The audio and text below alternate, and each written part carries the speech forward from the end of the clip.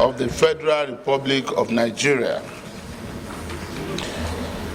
My lead debate on harmonized retirement age for legislative officers of the National Assembly of the Federal Republic of Nigeria. The bill was read for the first time on Tuesday, 30th January 2024. The bill seeks, distinguished colleagues, to make provisions for a harmonized retirement age for legislative officers of the National Assembly, exempting them from the application of the General Service Rule on retirement age. Mr. President, respected colleagues, the bill provides for the retirement age of legislative officers to retire at the age of 65 years or 40 years of service, whichever is earlier. You would agree with me that the National Assembly is a specialized institution which needs to be strengthened, and to achieve this, its officers need to be placed well by removing them from public service rules on retirement age. This is in line with the international best practices. For the avoidance of doubt, distinguished colleagues, in the United States Congress, because of the need to ensure institutional memory, legislative officers retire at the age of 65 years, and same is also applicable to the British Parliament. We also have examples of other countries with similar provisions in the laws establishing their parliament. Of the three arms of government, the National Assembly is the least developed, and this can be attributed to the dearth of its qualified staff who were caught up by the public service rules on retirement age. Considering the importance of the legislative service, the passage of the bill into law will strengthen the legislature as an arm of government, as similar legislations are provided for other arms of government in Nigeria. The legislations passed to increase the retirement age for all the services in the executive and judiciary arms, for the avoidance of doubt, are as follows. 1.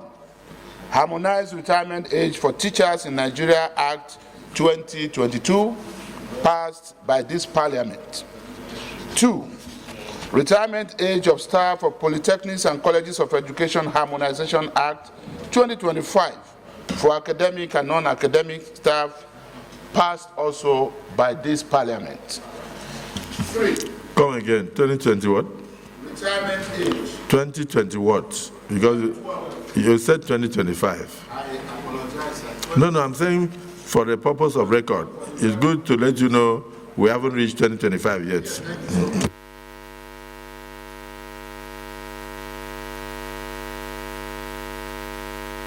2012 for academic and non-academic.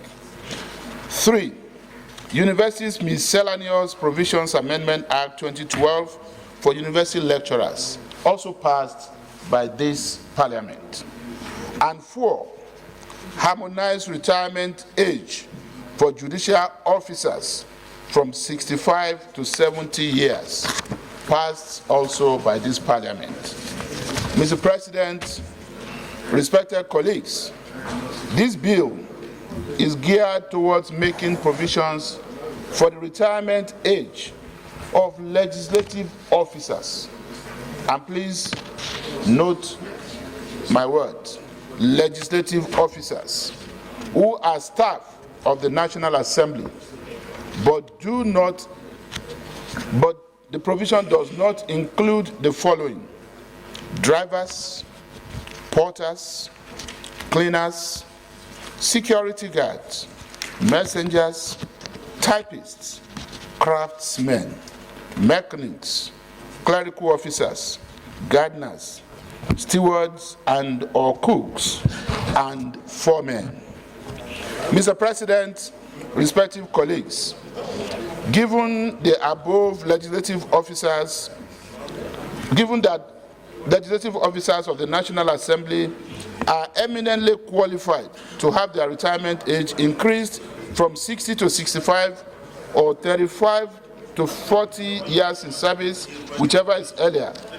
This will strengthen the institution for an improved service delivery, stabilize and develop the capacity of the legislature for a sustainable democracy in Nigeria. Permit me to state here that the enactment of this bill will help save the institutional memory of the National Assembly and will also be cost-effective in the long run, considering the cost of engaging consultants. The rate of turnover of members of the National Assembly every election year puts the legislature into dilemma of training the new members, but the effect is not felt because of legislative officers with in-depth knowledge of processes, practices, and procedures of the legislature that are still very much in the system. Consider what will happen if they are affected with the public service rules on retirement age. This will throw the institution into another level of learning process that will place a heavy financial burden on the National Assembly engaging consultants. The cost effectiveness of this bill for a harmonized retirement age for legislative officers of the National Assembly, Mr. President, is laudable. Mr. President, my respected colleagues, this bill went through rigorous legislative process, including public hearing in the House of Representatives, and was passed. The bill was passed by the House of Representatives. The bill, as was passed by the House of Representatives, is slightly amended to meet with the present realities, as we will see in the report for clause-by-clause consideration in the Committee of the Oath. I must also add that it was the initiative of the leadership of the Senate, as well as distinguished members who at committee level had a chance to go through this, by insisting that legislative officer, there should be a proper definition of legislative officers. And it was because of that that those exemptions were made. I therefore, Mr. President and distinguished colleagues, urge you all to support the second reading of this bill to encourage legislative officers to continue to offer professional services to this institution as we refer it to the Committee of the Whole for clause-by-clause consideration. Mr. President, distinguished colleagues, I thank you. Mr. President, my dear distinguished colleagues, I am Suleiman Abdurrahman Kaw Sumaila, representing Kano South Senatorial District from Kano. Mr. President, my dear colleagues, I am here to support what the leader of the House, okay, I thought we were starting the debate. Mr. President, I am here to second the motion heavily moved by Senate leader. I so second, Mr. President. After seconding, Mr. President, I just want to add 1 or 2 words in line with the submission and to show my support on this bill. It is in 2 areas. The first one is that, Mr. President, we are practicing bicameral legislation, and by the grace of Allah subhanahu wa ta'ala, we are the Senate. We are partners with the House of Representatives. They have started this very important legislation and they are finished. They are looking for our concurrence for the bill to become the law of the Federal Republic of Nigeria. I think in the spirit of togetherness, we are to support all what came from the House of Representatives. One. Secondly, Mr. President, I am supporting this proposal, or I am supporting this bill because of one fundamental issue. If we can remember, in 2009, 2010, when we started the process of amending Nigerian Constitution, the Senate and the House constituted a committee, Constitutional Amendment Committee, as we have it today. I am glad to say the gentleman sitting before you is the secretary of our committee of the Constitutional Amendment in the 6th and 7th Assembly, the clerk of the Senate of today. If you see how he works day in, day out, to put the committee and the National Assembly, more particular House of Representatives, through to have the first amended Constitution from 1964 to date, on that very material time, you must commend his effort. One.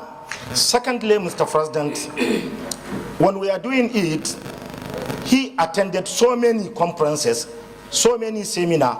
We have so many engagements locally and internationally to have knowledge on how to amend the Constitution, and we have achieved in starting amending Nigerian Constitution bit by bit to where we are today.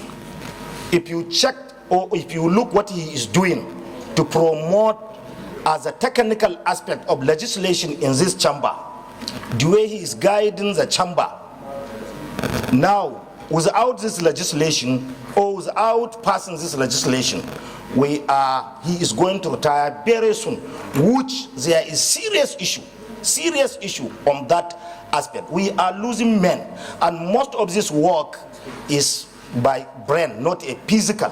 Therefore, I am supporting this amendment, and I am urging our colleague to support this amendment, because legislation work is professional, it's very special. It's not like the other civil service work I saw submit, Mr. President. Thank you, distinguished Senator Kao.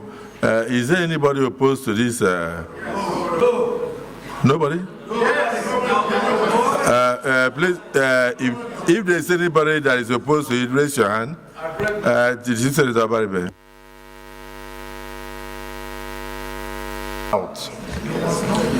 I have looked at the lead debate. Let me put on record, Mr. President, that I'm opposed to this extension. And I have looked at the reasons given by the Senate leader on why we should extend.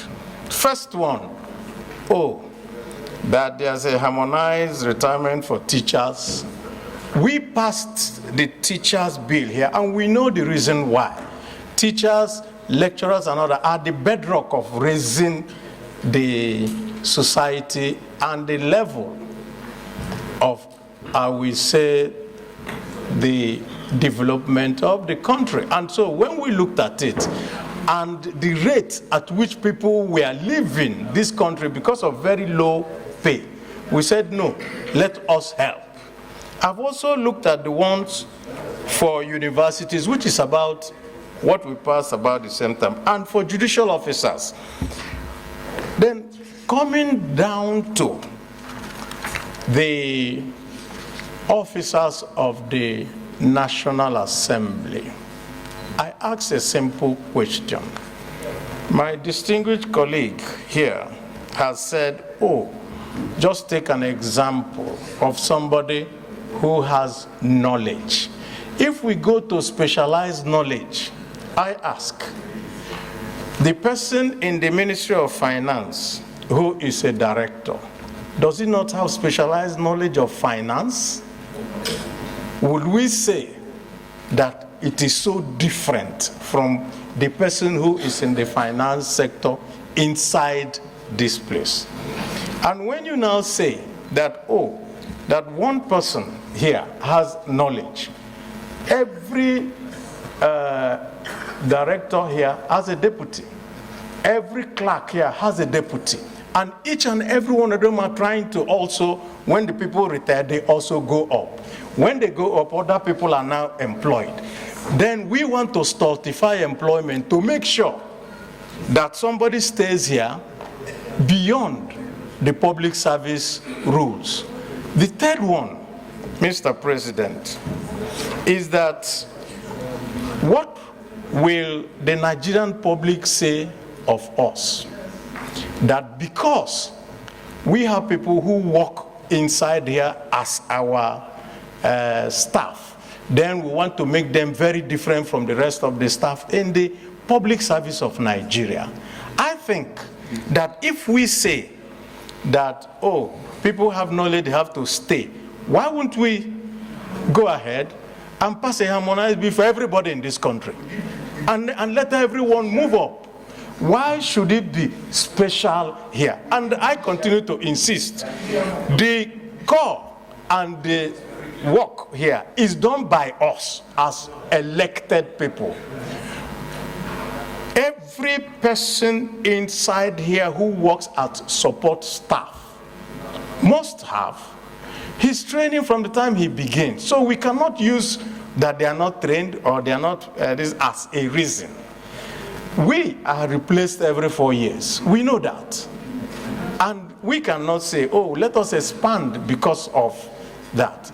No. Until a special reason is given. And I do not see, Mr. President, my dear colleagues, I do not see what separates the person who works inside here as a staff of the National Assembly from the person who works in the Ministry of Commerce as a respected colleagues. I'm Senator Landus Amutar Mohammed, representing Katsina South. In actual sense, I'm against this very motion, bill heavily moved by the leader for 5 important reasons. Because if you look at the situation this country is, and considering this bill, it will create a vacuum to the other ministries. Because all of them, they will come and posterity will judge us that we have done what is wrong. Because this bill is, if you spend 35 years in service, and some of them even their age is overdue in their services. And as a matter of fact, we have graduates and unemployed people in this country that are pit deemed to take positions in that respect, and they are denied responsibility to come to serve under this very important institution. And as a matter of fact, we are making things difficult in this country instead of solving what we are supposed to solve. Because somebody who spent 35 years in service and demanding another, if it is in academic line, is training and retraining of our young and graduates to come into something. But for this one, Mr. President, there is a lot of issues which we have to look at it. What more of the rest of the drivers and the cleaners and the ones that were exonerated in this bill? Are they not human beings? So as a matter of fact, we have to look at the reality of even the situation, economic situation we are. So that is why I'm voicing my mind to oppose this very bill for austerity reason. Thank you, Mr. President. I really wanted to say something. Okay. Only those that are against the bill. If you are not against the bill, there is no point saying a word. Yes, you wanted to say something. Contentious matter. Let us step it down and do more consultation. I so move. I move.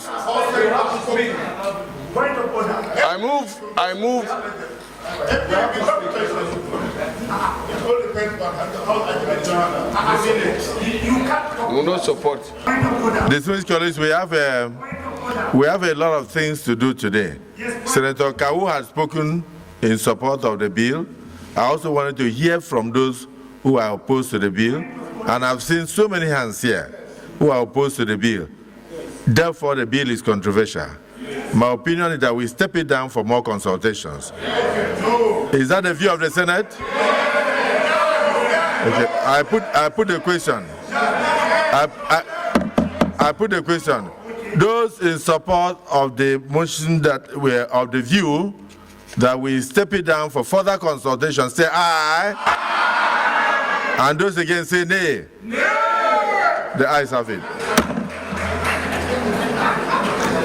Leader of the Senate, next item.